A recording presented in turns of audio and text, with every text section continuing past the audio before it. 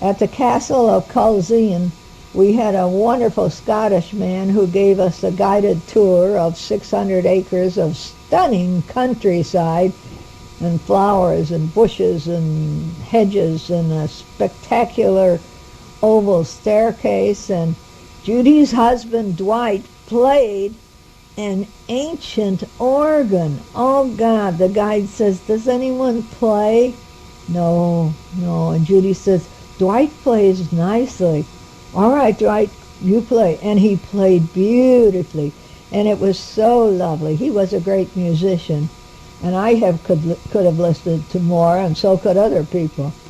I kept thinking, this is our last day. But not so. We lost 8 people from the trip today. We didn't lose them in the castle. No, no. We are going through Scotland back to England and staying at the Victoria Thistle.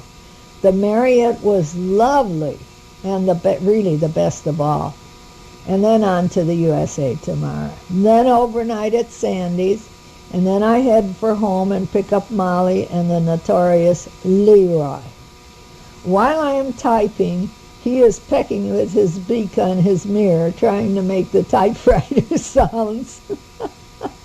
Finally, I have to holler, enough! And all is quiet for a while, and then he starts again.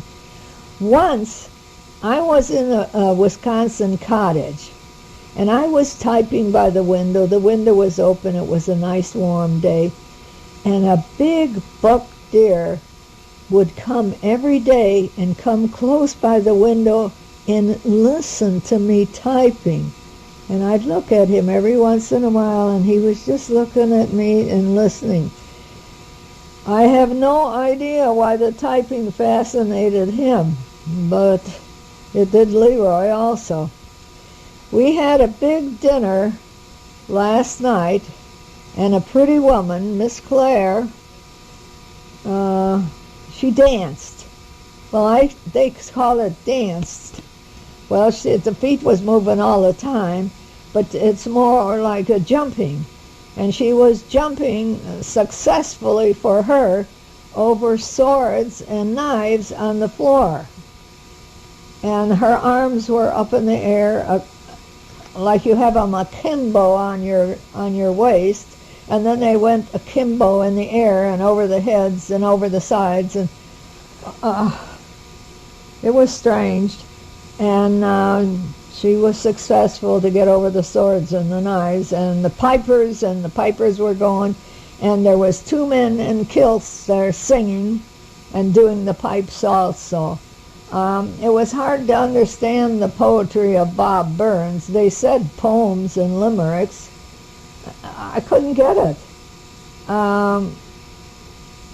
It just went so fast, and blah, blah, blah, blah, blah, blah. And what did he say? And there was a big to-do when the haggis was presented. Ta-da! They took 2 guys and 2 ladies from the audience to help out. And one of the guys was one of our guys. And it was lots of fun. And after the haggis, the cow's stomach, was shown to everyone, we all had to taste it if we wanted to or not.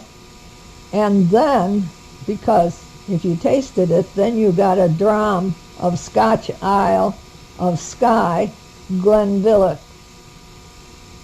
So if you wanted a taste of the Scotch, you better have a taste of the haggis. And it was okay. It really was. It was just the idea. So then they said, now at the sound of the pipes, we were to knock it down. Knock it down meant take that little cup of scotch and whoop, and swallow. Well, I took a sip first because I haven't had any scotch for must be 15 years. So I really could, I thought, oh, I got to taste this. And it was so smooth. It was good. So then when the haggis come, and down it went. Then this time I put it down, and wow, I thought I would lose all my teeth. Most of the dogs that I've met on this trip have been so good with their manners. They look up to their master for reconfirmation, you know. Yes, is it okay to eat the tree? No. Yes. Wonderful. One poodle was Zim, and there was another poodle was Zoom. And they attracted so much attention. Everybody was stopping talking to them.